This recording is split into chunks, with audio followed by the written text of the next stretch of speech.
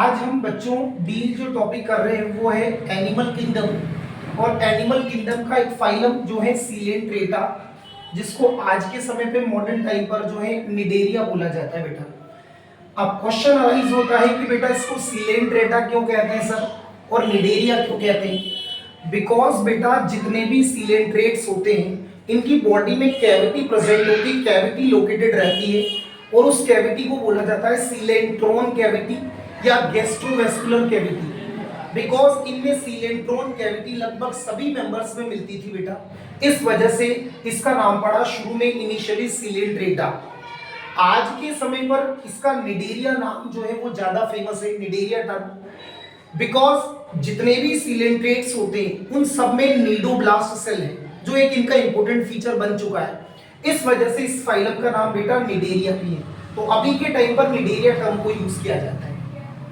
अब मैंने यहाँ पर साइड में कुछ मेंशन किया, आप इस पर ध्यान दें और अच्छे से समझो। स्टडी ऑफ सीलेंट्रेटा आ जाए या स्टडी ऑफ निडेरिया आ जाए, स्टडी ऑफ सीलेंट्रेटा को बेटा नीडोलॉजी कहते हैं। सर याद कैसे करें? निडेरिया की स्टडी बेटा नीडोलॉजी ब्रांच है बायोलॉजी की, जिसमें बेटा निडेरियंस की या निडेरिया संघ के ऑर्गेनिज्म की जो है डिटेल को डील करते हैं। पोरीफेरा के बाद जस्ट सेकंड फाइलम है बेटा ये सीलेंट्रेटा या टीनोफोरा।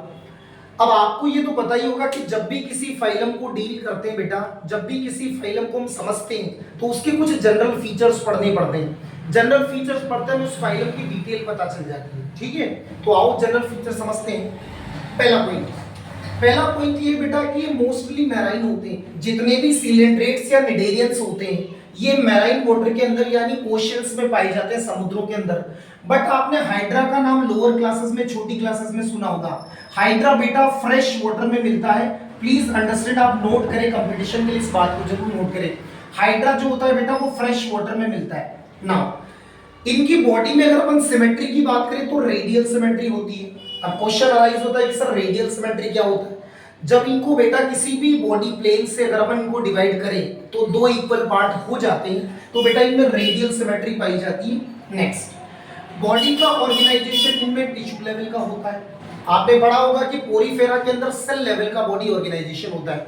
इनमें सेल्स मिलकर के बेटा टिश्यू का फॉर्मेशन शुरू कर देती है। तो इनकी बॉडी का जो ऑर्गेनाइजेशन होगा वो टिश्यू लेवल का होगा, मतलब सिलेंट्रेट्स में टिश्यू बनना शुरू हो जाते हैं बेटा। नाउ अगर बेटा हम इनकी बेटा जर्मिनल लेयर्स का जिक्र करें तो ये डिप्लोब्लास्टिक होते हैं, यानी इनमें दो जर्मिनल लेयर्स प्रेजेंट होंगी बेटा, आउटर लेयर एक्टोडर्म और इनर लेयर एंडोडर्म। इनमें मेसोडर्म एब्सेंट होती है, तो दो जर्मिनल लेयर्स प्रेजेंट होती है, दैट मींस ये डिप्लोब्लास्टिक होते हैं, एक्टोडर्म और मेसोडर्म, एक्टोडर्म और एंडोडर्म। मेसोडर्म की जगह पर बेटा मेसोग्लिया होता है। ठीक है, नेक्स्ट बेटा ये सिलेंट्रेट्स डाइमॉर्फिक होते हैं।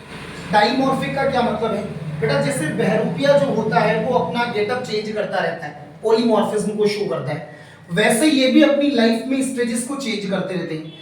एक स्टेज इनकी पॉलिप होती है बेटा और दूसरी स्टेज मेड्यूसा, तो दो स्टेजेस हो गई, दैट मींस ये डाइमॉर्फिक होते हैं बेटा। अब आपको मैं एक टास्क दे रहा हूं, क्वेश्चन का आंसर आप मुझे कमेंट सेक्शन में बताना कि पॉलीमॉर्फिक सेल ऑर्गेनिल कौन सा है। पॉलीमॉर्फिक सेल ऑर्गेनिल कौन सा है, कमेंट सेक्शन में कमेंट करके बताना। तो इनमें बेटा पॉलिप स्टेज होती है और मेड्यूसा। अब इसका क्या मतलब है? कुछ ऑर्गेनिज्म तो ऐसे होते हैं बेटा जो सिलेंड्रिकल दिखते हैं, जो सेसाइल होते हैं। सेसाइल का मतलब ज्यादा मूव नहीं करते, एक जगह पे स्थिर रहते हैं। तो जो सिलेंड्रिकल यानी बेलन के जैसी बेटा सिलेंड्रिकल और सेसाइल, वो स्टेज तो होगी पॉलिप। और बेटा जो अम्ब्रेला शेप स्ट्रक्चर होती है, जो पानी में फ्री स्विमिंग करती है, वो इनकी मेड्यूसा होती है। अब कई बच्चों की क्या है, इन स्टेजेस का कॉन्सेप्ट दिमाग में क्लियर नहीं होता। सीधा सा यूं समझो, दो तरीके के ऑर्गेनिज्म होते हैं, एक सिलेंड्रिकल फॉर्म में मिलते हैं, सिलेंड्रिकल होंगे बेटा।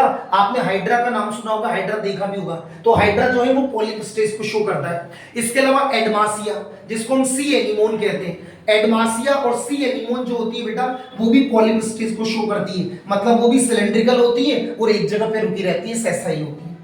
अगर अपन मेड्यूसा स्टेज का जिक्र करें, अम्ब्रेला शेप, अम्ब्रेला के जैसे दिखेंगे बेटा, और ये फ्री स्विमिंग तैरते रहते हैं। तो आपने जेलीफिश वगैरह के बारे में देखा होगा, तो ऊपर से वो अम्ब्रेला जैसी होती है और पानी में तैरती रहती है, फ्री स्विमिंग होती है बेटा।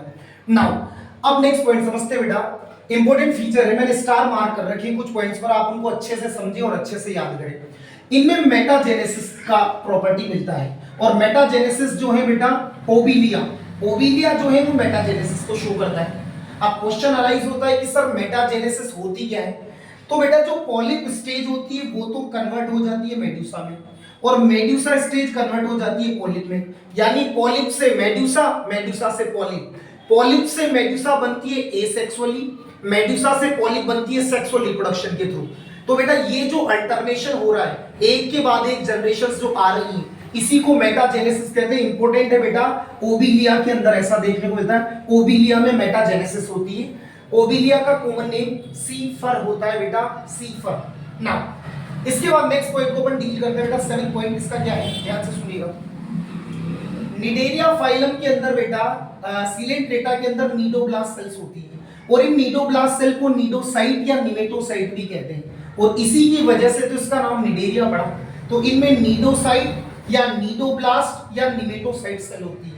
ये इंपॉर्टेंट फीचर है इनका, एक जो मान लो एक तरीके से सबसे मोस्ट पॉइंट है बेटा इनका ही।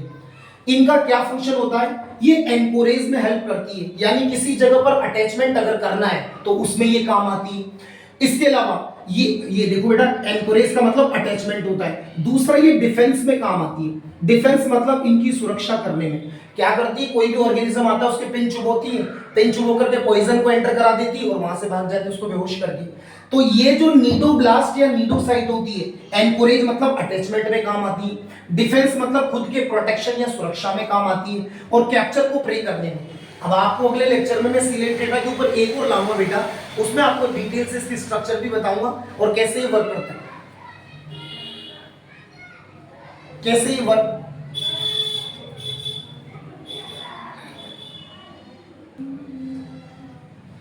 नेक्स्ट, अब बेटा तो ये इनके मेन फंक्शन है, यानी ये पिन की तरह निकलती, इनके जो टेंटेकल्स होते हैं उनमें ये होती है, किसी भी ऑर्गेनिज्म को पिन की तरह चुभो दी जाती है और बेटा उससे वो बेहोश हो जाएगा और वो वहां से या तो भाग जाएंगी, वहां से अपने आप का प्रोटेक्शन कर लेंगी, या छोटा मोटा शिकार होगी तो उसको होल्ड कर लेंगी, कैप्चर कर लेंगी।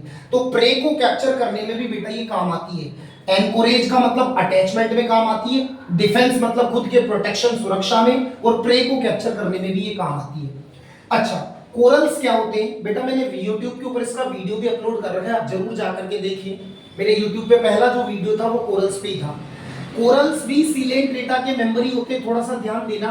इनके ऊपर कैल्शियम कार्बोनेट का शेल होता है। ओशंस के अंदर बेटा क्या होता है, बहुत ज्यादा जोन्स के अंदर जो है कोरल्स मिलते हैं, वो सिलेंट्रेटा के मेंबर्स ही होते हैं बेटा, जिनके ऊपर कैल्शियम कार्बोनेट का शेल होता है। आप जरूर वीडियो पर जाकर के बेटा विजिट करना और उसको देखना इसके बारे में। नेक्स्ट, इसके बाद में बेटा सिलेंट्रेटा नाम क्यों पड़ा था, बिकॉज इनमें सिलेंट्रोन कैविटी या गैस्ट्रोवेस्कुलर कैविटी प्रेजेंट होती है, इस वजह से इसको सिलेंट्रेटा बोला था। अगर मैं इनकी बेटा एलिमेंट्री कैनाल की बात करूं तो एलिमेंट्री, ये भी पॉइंट थोड़ा सा मोस्ट बेटा आप इस पर जरूर ध्यान दें। एलिमेंट्री कैनाल बेटा इनकम्प्लीट होती है, यानी इनकी एलिमेंट्री कैनाल में क्या होता है, जैसे ऑर्गेनिज्म में माउथ होता है और एनस, माउथ से फूड एंटर करता है और एनस से एग्जिट होता है, लेकिन इनमें केवल एक ही अपर्चर होता है, उसी से फूड एंटर होगा और उसी से एग्जिट होगा या वेस्ट को रिमूव किया जाएगा। तो उस अपर्चर को बेटा हाइपोस्टोम कहते हैं। अल्ट्रा इंपॉर्टेंट है, आप इसको जरूर ध्यान दें बेटा, हाइपोस्टोम, उस अपर्चर को हाइपोस्टोम। और जिन ऑर्गेनिज्म के अंदर ऐसा होता है उनमें ब्लाइंड सैक बॉडी प्लेन होता है, ब्लाइंड सैक बॉडी प्लेन उनके अंदर मिलता है। अच्छा, डाइजेशन इनमें एक्स्ट्रा सेलुलर और एज वेल एज इंट्रासेलुलर दोनों प्रकार का डाइजेशन होता है। रेस्पिरेशन कोई ज्यादा डेवलप नहीं है, तो इनकी जो बॉडी की जो सरफेस होती है उसी से ये डिफ्यूजन करके रेस्पिरेशन को कंप्लीट कर लेते हैं बेटा। एक्सक्रीशन के लिए इनमें अमोनिया होता है बेटा, यानी अमोनोटैलिक होते हैं, वाटर में मिलते हैं मैराइन वाटर में, तो अमोनिया को आराम से एलिमिनेट कर देते हैं, दैट मींस अमोनोटैलिक होते हैं। नर्वस सिस्टम इनमें नेट लाइक होता है। देखो इसका नर्वस सिस्टम तो इंपॉर्टेंट नहीं है, पर एक बात आप जान लो, सिलेंट्रेटा वो पहला फाइलम था जिसमें नर्वस सिस्टम का बनना शुरुआत हो गई थी, यानी नर्वस सिस्टम का जो इवोल्यूशन हुआ है वो पहली बार सिलेंट्रेटा या निडेरिया फाइलम से हुआ है, आप इस बात को ध्यान रखना। नेक्स्ट, इसके बाद में अपन ने क्या डील किया, रिप्रोडक्शन। तो रिप्रोडक्शन बेटा इनमें एसेक्सुअल और सेक्सुअल दोनों होता है, और एसेक्सुअल रिप्रोडक्शन बडिंग से होता है। जब आपको मैं यहाँ पे हाइड्रा का जिक्र कर रहा हूँ बेटा, तो हाइड्रा में तो बडिंग होती है, आपको पता है। तो एसेक्सुअल रिप्रोडक्शन के लिए बडिंग होती है, और सेक्सुअल रिप्रोडक्शन में इनमें गैमीट बनते हैं, यानी इनमें स्पर्म और ओवम का फॉर्मेशन भी होता है। ये चीज तो बेटा पोरीफेरा फाइलम में भी होती है, आपको पता होगा और आप मुझे ये भी कमेंट करके बताना उन सेल का नाम बताना जो मेल और फीमेल गैमीट बनाती है पोरीफेरा के अंदर। नेक्स्ट, तो बेटा इनमें सेक्सुअल रिप्रोडक्शन गैमीट से होगा। और लास्ट पॉइंट बेटा इनडायरेक्ट डेवलपमेंट होता है, तो लार्वा स्टेजेस इसमें मिलती है बेटा, और इनके जो लार्वा स्टेज होती है बेटा उस लार्वा स्टेज का नाम होता है ईफाइरा और प्लेनुला। आजकल बेटा आपने नीट का पिछले साल का पेपर भी देखा होगा, मैचअप करने वाले क्वेश्चन आते मिलाने वाले, तो ऑर्गेनिज्म दे देंगे और उनकी लार्वा स्टेजेस दे देंगे। तो ईफाइरा जो लार्वा होती है वो कोरिलिया या जेलीफिश की होती है, और प्लेनुला जो लार्वा होती है बेटा वो कोबिलिया की होती है। ईफाइरा लार्वा ओरिलिया की और प्लेनुला लार्वा कोबिलिया की। ठीक है बच्चों, ये सिलेंट्रेटा की बेटा मैंने कुछ डिटेल को मेंशन करने की कोशिश की है। मैं इसके ऊपर एक वीडियो और लेकर आऊंगा जिसमें मैं इसके क्लासिफिकेशन का जिक्र करूंगा, इसके एग्जाम्पल जो आजकल ट्रेंडिंग क्वेश्चन है बेटा एग्जाम्स में आते हैं, एग्जाम्पल का जिक्र करूंगा। आप इस वीडियो को एक या दो बार अच्छे से देखना, और प्लस जितने भी पॉइंट मैंने आपके स्टार मार्क कर रखे आप उनको जरूर अच्छे से समझना बेटा, और कोई डाउट लगे तो कमेंट सेक्शन में वो भी मुझे बताना ताकि मैं नेक्स्ट लेक्चर में उसको सोल्व कर पाऊँ। ठीक है बच्चों, और ध्यान से सुनना, वीडियो अच्छा लगे उसको लाइक करना बेटा, शेयर करना, और कमेंट सेक्शन में जो भी आपको लगे वो मुझे बताना। ठीक है बेटा, ओके, थैंक्स अ लॉट।